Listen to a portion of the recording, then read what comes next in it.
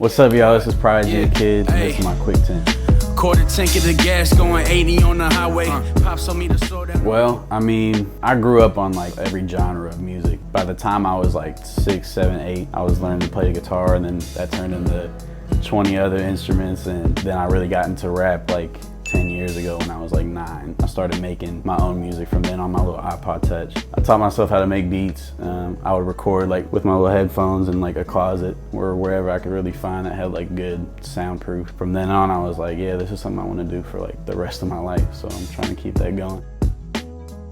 That's a good one because I have like 70 pairs of shoes and they're all different brands, but I definitely like Jordan a lot. I think that's just like the type of shoe that I grew up with. Like everyone around me had Jordans. Adidas is really good too though. Like I go to them for like comfort and stuff. Like I have the foam runners. Those are like the most comfortable shoe out of any of my shoes. I used to have the Yeezy 350s. I sold those. They're all pretty comfortable. But yeah, I would say like Jordan's probably my favorite. Clothing brand wise, I'd probably say like any local people really. I mean, I feel like they make the best clothing. Like First Shift, shout out to you. I have my own clothing brand, not to be biased or anything. I make my own clothes, so it's like really just anything local.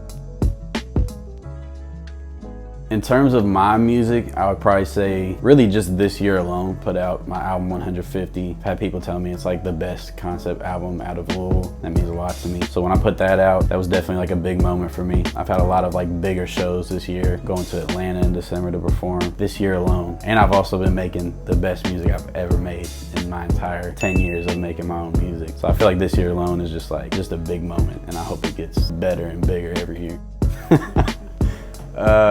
Least favorite mainstream rapper. I mean, that is a good question, but it's also like not a good question because it's like, I don't want to talk about my least favorite.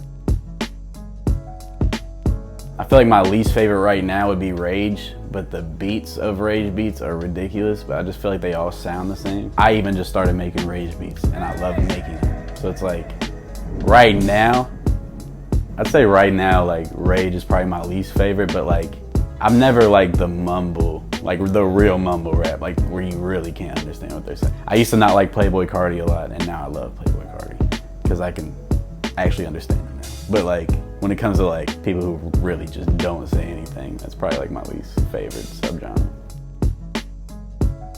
My sound, that's the thing, I don't know like my own sound, especially if you listen to like my last album. I did like an alternative rock song on there along with trap, along with boom bap. I could only say like versatile, but not in like a very pushy versatile way. Every song I do is different, sounds different, but it's not like this is getting annoying, he's changing it up too much. I have like a very compact like area of like different sounds. Really it's like alternative rock, acoustic stuff, boom bap, and trap. That's probably like the 4 main core sounds of my sound. I did have a rap name before Prodigy Tha Kid, and it's very embarrassing because I was 10 years old when I had this. And I'm just gonna put it out there in the world because I think it's time for everybody to know. My first rap name was C-Dog Bossum.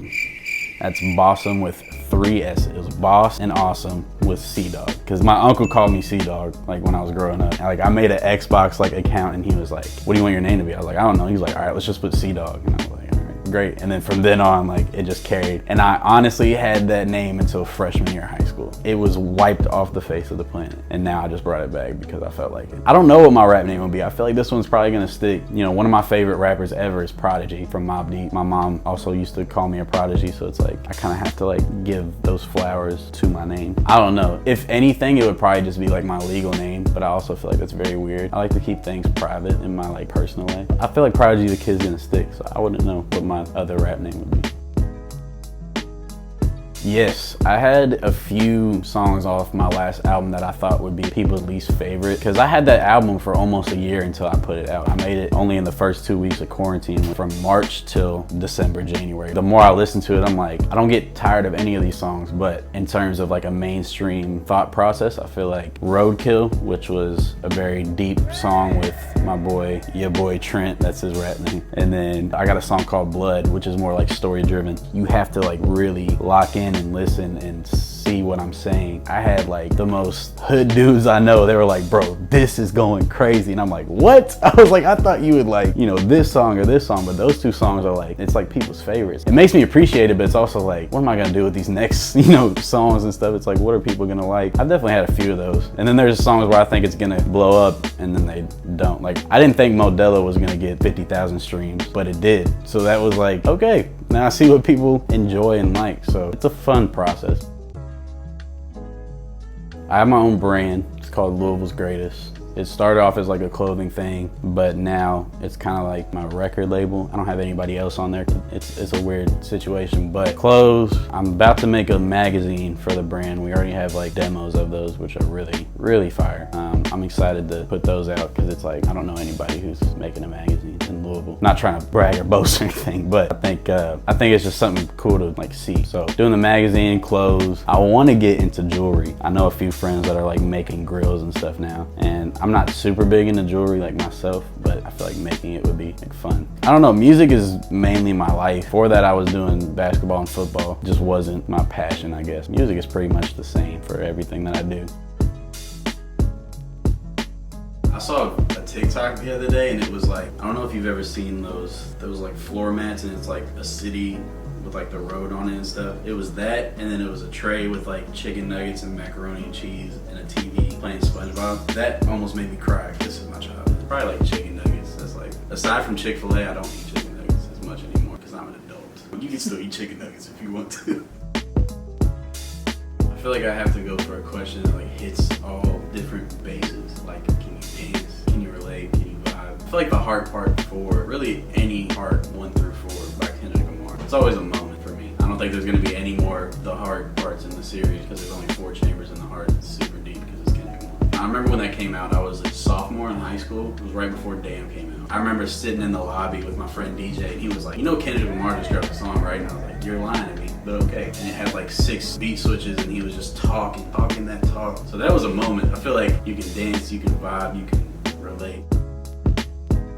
I'm an Aquarius. I don't know, I'm not too into that. My girlfriend is really, like, she like sends me Instagram posts all the time. It's like a Cancer and like, oh my God. It's like, I don't know, dude. I don't want to give like too much away because I want like the excitement and the fire to be there. Definitely working more on the brand. We're doing a lot of music videos right now. Just started working on an album. It's the best music I've made ever. I just say the best music you've ever heard from me is what's coming next. I will say like something that a lot of people don't know is like, I'm not a huge Drake fan. I listen to everything by him. Brandon Mayberry, my right hand man, he's like, he literally wants to be Drake. Like he thinks he is Drake. It's kind of over obsessive. Like I think he needs to go to therapy. When Views had came out, I went up to Toronto with my church on a mission trip. I didn't really like it, but then this song called Weston Road Flows comes on. And I kid you not, we're turning left onto Weston Road. And I look outside the window and it was like the craziest moment of my life. I was like, what is this? If I didn't hear that song in the context of like where it was at, I feel like I probably wouldn't like it as much. When you're looking at all these houses and everything, the environment on that road, and just listening to Drake just like express himself about it and like things he's done on that road, it's like, it was definitely a moment.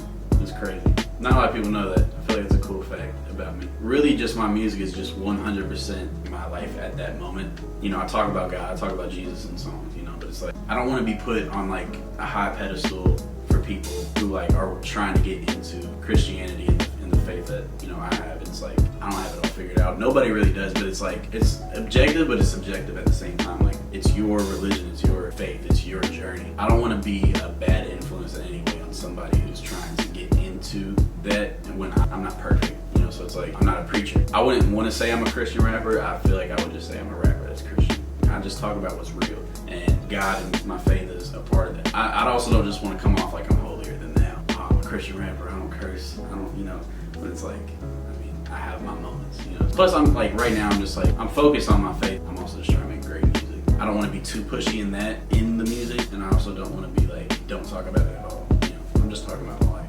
So, thanks for tuning in. This is Prodigy Tha Kid, and this has been my quick 10.